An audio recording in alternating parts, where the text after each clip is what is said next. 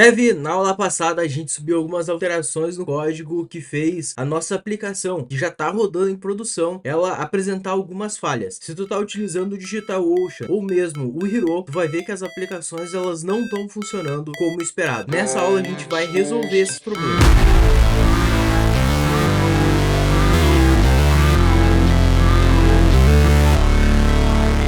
Olá, Davi, tudo bem contigo? Eu espero que esteja tudo certo aí desse lado e seja muito bem-vindo a mais uma aula do nosso curso de API REST em Node e TypeScript. Dev, nessa aula aqui a gente vai corrigir os problemas que a gente acabou subindo para a produção nos últimos commits. Bom, o que aconteceu, né? Nós adicionamos o nosso banco de dados, adicionamos o Next e a conexão dele com o SQLite. Porém, quando a gente chegou com a nossa aplicação lá em produção, a gente se deu conta que a nossa aplicação não está funcionando como esperado. Eu vou te mostrar agora, então, por que não está funcionando como esperado e o que a gente pode fazer para resolver esses problemas. Além disso, se tu está utilizando o Heroku aí desse lado para subir a tua aplicação, tem mais uma alteraçãozinha que tu vai precisar fazer no código, uma alteração adicional para conseguir fazer com que a tua aplicação volte a funcionar corretamente. Bom, mas antes da gente ir lá para o código, eu tenho que te pedir aqui, dá um like nesse vídeo e te inscreve no canal se o conteúdo que eu estou fazendo até agora tá te agregando. Olha só, eu estou regravando essa aula aqui porque houve algumas atualizações, algumas mudanças ali com a cloud padrão que a gente estava utilizando, já que o Heroku resolveu remover os planos gratuitos. Então, eu estou regravando essa aula aqui só para garantir que o conteúdo que eu estou passando para vocês ele continue de boa qualidade e de coerência, e com coerência que ainda faça sentido, que ainda funcione. Bom, se tu tá utilizando o DigitalOcean, não esquece, na descrição desse vídeo vai ter um link que tu vai ganhar $200 de crédito no DigitalOcean quando tu criar a tua conta pela primeira vez. É só para quem não tem uma conta ainda no DigitalOcean. Tu vai ganhar esses $200 de crédito para tu poder utilizar como tu quiser dentro do DigitalOcean, inclusive criando uma máquina Node, criando bancos de dados em Postgres, banco de dados esse que a gente vai utilizar mais para frente para substituir o SQLite em produção, né? Lembrando que o SQLite ele é só em desenvolvimento que a gente utiliza ele. E para alguns casos específicos, né, para softwares embarcados, esse tipo de coisa. Então, bora lá pro código, vamos resolver então esse problema aí que a gente está tendo. Nós estamos testando aqui no canal uma ferramenta nova que se chama Valeu Demais. Qualquer contribuição que tu fizer através dessa ferramenta vai nos ajudar desse lado a melhorar a qualidade do conteúdo que a gente entrega para vocês e na produção de novos cursos. Beleza, Dev, eu já tô aqui na página do meu canal, não se esquece de se inscrever aqui e se tornar membro aí se tu estiver curtindo o conteúdo e achar que pode me ajudar aqui financeiramente, considere ser membro aí que vai me ajudar bastante. Posso fechar essa aba aqui agora e olha só então, aqui estamos nós, né? Nós estamos nas duas páginas aqui do DigitalOcean e do Heroku. Então olha só, se tu entrar aí dentro do teu aplicativo do Heroku, tu vai notar que vai estar mais ou menos desse jeito, né? Quando tu acessa a rota base ou mesmo a rota de cidades, ele aparece essa página personalizada do Heroku, né? Que não é nada interessante para o nosso usuário. Isso porque tá dando erro ali, né? A aplicação ela não está subindo corretamente. Agora, se a gente vai aqui no DigitalOcean, tu pode ver que ele também está com problema. Só que só quando a gente acessa a rota de cidades. Olha só, e ele inclusive retorna um erro que nós mesmos programamos, né? Quase que não dá para dizer que a aplicação está funcionando de forma incorreta, mas tá, porque aqui nessa rota de cidades ele deveria estar retornando uma lista de cidades vazia. Só que ele está dizendo que deu erro ao consultar os registros. Afinal de contas, por que está dando esse erro ao consultar os registros? Vamos deixar esses caras aqui por enquanto e vamos dar uma olhada no nosso código. Vamos lá, eu estou aqui dentro do nosso index, tá? Do nosso servidor. E vamos só dar uma relembrada de uma coisa. Aqui nos testes, a gente tem o setup jest. Vocês lembram que no setup jest a gente tinha um before all e esse before all ele rodava as nossas migrations no nosso ambiente de teste? Pois é, que acontece? Quando a gente subiu a nossa aplicação lá para os servidores, confere que a gente não vai manualmente no CLI do servidor e rodar lá yarn next migrate, certo? Isso não faz muito sentido, não é muito interessante a gente fazer isso, tá? Não vai valer a pena a gente fazer isso toda vez que subir uma atualização ou uma alteração de migration. Então, o que a gente faz? A gente faz com que o próprio código, com que a própria aplicação rode as migrations para nós quando ele inicializar, tá? Isso é um processo padrão, normalmente a gente faz assim. Então, para resolver essa questão, a gente vai ter que rodar as nossas migrations antes do nosso server iniciar, tá? Então, quando a gente rodar as nossas migrations, a gente vai ter o banco de dados disponível. Logo, a gente vai conseguir fazer as consultas. Então, vamos começar resolvendo esse primeiro problema aqui e depois a gente resolve o outro probleminha que só é um problema mesmo dentro do Heroku. O que a gente vai precisar fazer aqui, então? Nós queremos que, ao iniciar o nosso código, ao iniciar a nossa aplicação, a gente rode as migrations, certo? Para rodar as migrations, a gente já sabe, a gente pode inclusive copiar esse código aqui, ó, copiar tudo aqui.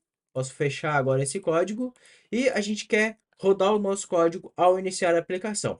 No package.json, a gente pode ver que a gente tem o yarn production aqui, né? Que ele roda exatamente o index.js. Então, esse cara aqui é o ponto de entrada na nossa aplicação. Logo, eu posso colar aqui dentro o next, vou importar o next, ó, de server database next, tá? Então, posso colar o server aqui, o next aqui, lembrando que como é um escopo global aqui, a gente não vai ter o await, tá? Tu não tem como utilizar o await aqui. Pelo menos não nessa versão do Node que a gente está usando. Nas versões futuras do Node, a gente vai poder utilizar. Bom, então, o que acontece? Quando esse arquivo aqui ele inicializar pelo processo do Node, ele vai rodar as nossas migrations. Esse migrate latest aqui, ele é uma promise, tá? Então ele vai demorar para acontecer. E como ele vai demorar para acontecer, não é interessante que a gente rode o nosso servidor, deixe ele como listen, ou seja, o Express ali, deixar ele escutando de fato, antes que as nossas migrations sejam executadas. Sendo assim, eu posso colocar o then aqui no final, e com esse then eu posso passar uma arrow function para ele, e dentro dessa arrow function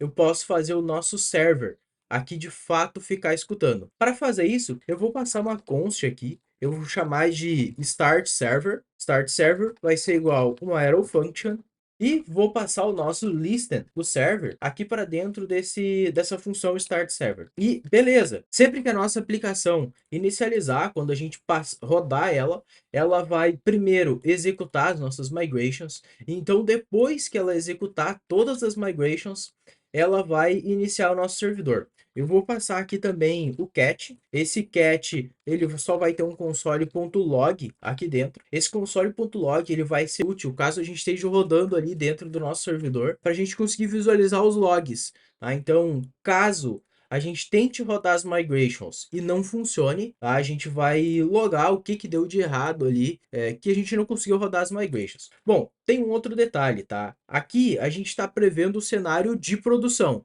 Então, quando a gente estiver lá dentro do nosso servidor, perfeito, é exatamente isso que a gente tem que fazer. Só que tem um outro detalhe.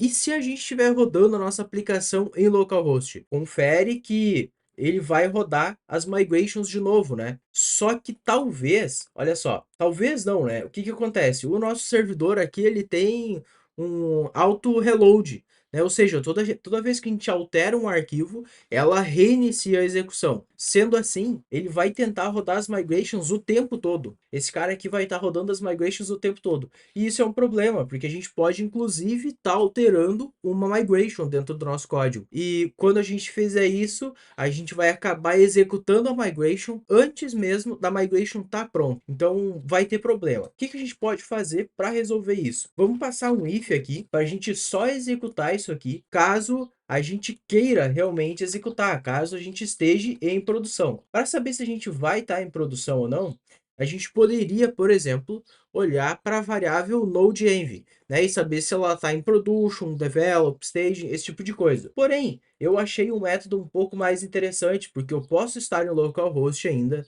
e ainda assim querer testar, né, o node_env como production. Então, para isso, eu vou utilizar outra variável. Vamos passar o process.env.is_localhost. Isso aqui vai servir para a gente conseguir saber se a gente está rodando em localhost ou não. E esse is_localhost ele tem que ser diferente de true. E esse true aqui tem que ser entre aspas, né? Porque o nosso is_localhost ele é uma string ou undefined. Então, se ele for diferente de true, significa que eu estou em produção, tá? Agora, se ele for igual a true, eu vou fazer o seguinte, eu vou jogar aqui no else o start server. Por que isso? Porque se a gente tiver em localhost, a gente rodou as nossas migrations de forma manual. A gente não quer que as migrations fiquem executando o tempo todo. Por isso que a gente vai fazer essa configuração. Agora, a gente não pode esquecer aqui do ponto env, a gente adicionar essa variável ambiente. Vamos copiar ela aqui para agilizar o processo. Vamos colocar aqui is_localhost igual a true. Outra coisa que eu preciso fazer é aqui dentro do env.example. Nesse env.example, a gente vai colocar e vamos deixar como padrão o valor falso, tá? Para a gente não acabar se confundindo em produção e deixando isso como true também, porque aí não vai fazer sentido. Beleza? Arquivos alterados aqui, a princípio são todas essas alterações que a gente vai precisar fazer para tudo funcionar corretamente no DigitalOcean, e no Heroku a gente vai precisar fazer uma outra configuraçãozinha. E aí tem a ver com as nossas dependências aqui dentro do package.json. Ter notado aí desse lado que a tela aqui no meu computador ela tava trancando um pouco. Bom, o que aconteceu? Pelo jeito, o OBS Studio ali estava sobrecarregado, teve algum problema, e eu só notei depois que eu já tinha finalizado de gravar toda a aula. Então, para não precisar regravar toda a aula de novo, eu resolvi regravar a partir desse momento aqui, que é a parte onde o vídeo fica ainda mais trancado. Piora depois daquilo, né? Bom, o que eu fiz aqui então? Depois que a gente finalizou essa parte do arquivo aqui do index.ts no server, tá? Eu mostrei algumas configurações que a gente precisava fazer para o Heroku voltar a funcionar corretamente. Bom, as alterações que a gente precisava fazer era aqui dentro do package.json, tá? No package.json, o que a gente alterou? Visto que a gente tem duas partes aqui, né? O bloco de dependencies e o bloco de dev dependencies. Bom, eu dei uma mexida nesses blocos, vocês podem notar que eu removi tudo o que era dev dependencies, que estava aqui no dependencies, eu movi para dev dependencies onde deveria estar. Então, por exemplo, o types do Jest, o Jest, TS Jest, que mais? Teve mais uma configuração aqui, mais um pacote que eu movi aqui para baixo, porque são pacotes que são dependências de desenvolvimento. Ou seja, elas não precisam estar aqui na parte de dependências, como dependência de produção. E eu movi também o SQLite 3, que estava como dev dependency, eu movi para dependência, porque no momento a gente está utilizando o SQLite como dependência de produção, a gente está utilizando ele lá como nosso banco de dados, né, por enquanto, porém no futuro a gente vai substituir esse SQLite por um banco de dados Postgres, tá? A gente vai trocar isso aí, só que por enquanto a gente está utilizando ele porque ele é mais simples de configurar, a gente se preocupa mais com o desenvolvimento da aplicação, porque depois tudo que a gente desenvolveu aqui com SQLite vai funcionar da mesma forma com o Postgres, a gente não vai precisar mudar quase nenhuma linha de código para isso acontecer. Tudo que a gente alterou então, olha só, eu vou vir aqui na parte de commits do Visual Studio Code, no Source Control, tá? Eu já tinha feito o commit, né? Eu tinha gravado isso ontem, dá pra ver aqui, ó, yesterday. Então o que a gente alterou? Ó, aqui no nosso index.ts, até essa parte vocês conseguiram acompanhar, mas só revisando aqui, caso vocês tenham perdido alguma coisa. Importamos o next, tá? Transformamos o nosso listen em uma função aqui, um arrow function com start server, para a gente poder reutilizar isso depois. Colocamos aqui um if na linha 11, para verificar se a gente está em localhost, para a gente evitar, né, de ficar rodando as nossas migrations aqui via código o tempo todo enquanto a gente estiver em desenvolvimento, tá? Então, para a gente evitar que isso aconteça. E aqui no else, né, a gente faz o start server se a gente estiver em localhost, senão a gente roda as nossas migrations. É só isso que precisa alterar dentro do nosso index.ts, né? E a gente adicionou aqui, ó, uma nova variável ambiente. E aí a gente pode dar uma conferida aqui, ó, no .env.example. Tem aqui, ó, o isLocalhost, por padrão ele é igual a falso. Mas se a gente der uma olhada, ó, no nosso .env local, né, em desenvolvimento, nosso localhost é true, né? Porque a gente está em localhost. Se a gente colocar falso aqui, a gente vai simular como se estivesse em produção de verdade, né? Como se estivesse dentro do servidor. E nós alteramos então o package.json, deixa eu esconder essa parte aqui, e olha só, o que a gente alterou? Lembra que eu falei do SQLite? Ó, o SQLite estava aqui ó, em dev dependencies, mas agora ó, o SQLite está em dependencies. Lembra que a gente tinha types do Jest, a gente tinha o próprio Jest, TS-Jest como dependência de produção? Agora ó, eles estão como dev dependencies. Foram só essas coisas que a gente alterou, tá? Isso aqui já vai ser o suficiente para tu subir o teu código, pode fazer o commit aí, tá? E subir ele, que o DigitalOcean ou mesmo o Heroku, eles vão entender automaticamente ali se tu habilitou o deploy automático e eles vão redeployar o nosso projeto ali e deixar ele rodando 100%. Pelo menos o Heroku já vai estar 100% ali funcionando. O Heroku, eu já excluí as aplicações do Heroku que eu tinha lá dentro, então eu não vou conseguir mostrar o código voltando a funcionar depois, mas eu testei ontem ali, eu tinha gravado, né, então tava tudo funcionando, tá? Então tenho certeza que vai funcionar. Se não funcionar para ti, tu me avisa aí, manda nos comentários aqui embaixo que eu te mostro, né? Eu te ajudo aí na correção pro que precisar. Pro DigitalOcean, ele vai subir, então vai gerar os logs aqui, vai fazer o build do nosso projeto, ó, rodando o TSC e tal, tudo certinho. Isso aqui já tava funcionando, né? O processo de build antes, mas só para te mostrar. E olha só, aqui ó, no DigitalOcean, na parte de deploy logs, a gente vai ter uma coisa bem interessante, ó, que ele vai rodar a nossa aplicação, né? A parte de deploy ele roda o node.buildIndex, que é aquele nosso comando de build, né? E aí, ó, logo embaixo ele já dá o log create table cidade, ou seja, ele rodou as nossas migrations ali dentro do nosso servidor com o banco de dados SQLite local dentro do servidor, no caso, né? Mas já deixou a nossa aplicação rodando aqui ó, na porta 8080. Mas isso aqui não interessa, essa porta aqui não importa muito para nós, né? Porque o que importa é aqui, ó, esse botão de Live App, tá? Ou mesmo se tu clicar aqui, ó, tanto faz, tá? Vai dar na mesma. Ele vai abrir uma nova guia. E aí, olha só, a gente já consegue visualizar aqui, Olá Dev. E aí, se a gente passa aqui, /cidades, a gente consegue retornar uma lista em branco de cidades. A gente pode copiar esse link aqui e eu vou abrir o Insomnia. Aqui no Insomnia, ó, o que eu vou fazer? Visto que a gente tem aqui ó, o nosso base URL, né, para fazer as consultas aqui da cidade, a gente pode fazer o seguinte, ó, essa base URL, ela tá configurada aqui ó, dentro de Manage Environments. E a gente pode trocar a nossa base URL de produção, tá? Vou trocar ela aqui, ela estava com uma antiga que já não funciona mais. Posso consultar agora as cidades aqui, ó, para ver o que ele traz. Ele disse que deu cannot get, isso porque aqui ó, no nosso Manage Environments, a gente deixou a barra no final, ó, tá vendo? Posso dar o dono de novo, percebe que ele tá reclamando aqui que ele não conseguiu consultar este endereço, né? Porque não tem de fato. E aí ó, posso fazer a chamada de novo, trouxe em branco, não trouxe nenhuma cidade para nós. Agora eu vou fazer o seguinte, ó, vamos fazer um create, vamos criar a cidade aqui ó, de Porto Alegre. Aqui ó, ele tá o histórico da criação da outra vez, mas eu posso criar de novo. Agora sim, ó, ele retornou um também, né, a mesma coisa.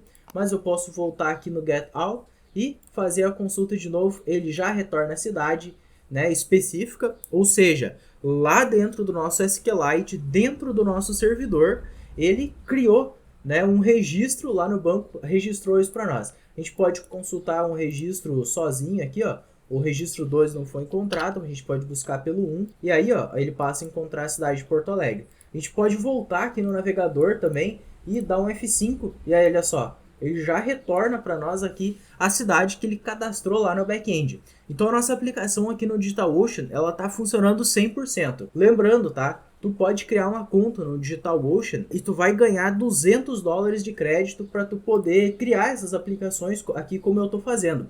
Percebe que eu até já tenho custo aqui estimado, né?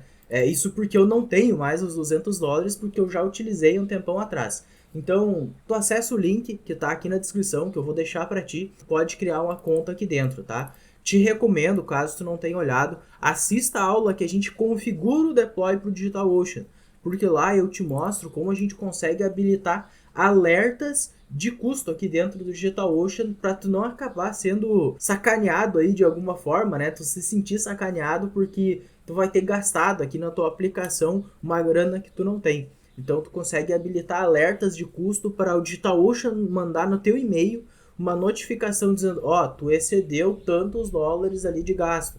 Então tu consegue configurar tudo isso, tá? Mas lembrando que tu vai ter $200 de créditos por 2 meses para tu utilizar aqui o DigitalOcean, todas as coisas que tu quiser utilizar aqui dentro, né? Tu consegue criar máquinas virtuais, se não me engano, tu consegue criar Windows, consegue criar Linux, consegue criar bancos de dados aqui dentro, consegue fazer um monte de coisa. Então te recomendo bastante aí que use o link da descrição para criar uma conta aqui dentro. Lembrando, eu não estou sendo patrocinado por eles, nada nesse sentido, mas eu acho que assim, o DigitalOcean ele é bem simples, é uma boa primeira experiência, digamos assim, né, para a gente criar as nossas aplicações, subir os nossos projetos, né, porque ele é bem simples aqui, deixa tudo bem simplificado. Dev, então, se esse vídeo aqui te serviu de alguma coisa, te ajudou, não se esquece de dar um like nesse vídeo, curte aqui, isso aí me ajuda demais, e te inscreve no canal, cara, se tu ainda não foi inscrito, porque vem muito mais conteúdo interessante aí pela frente, né? Sem contar que eu vou te mostrar como utilizar o Postgres, né? A gente vai utilizar o Postgres aqui dentro do DigitalOcean também. Dev, a gente se vê na próxima aí, valeu!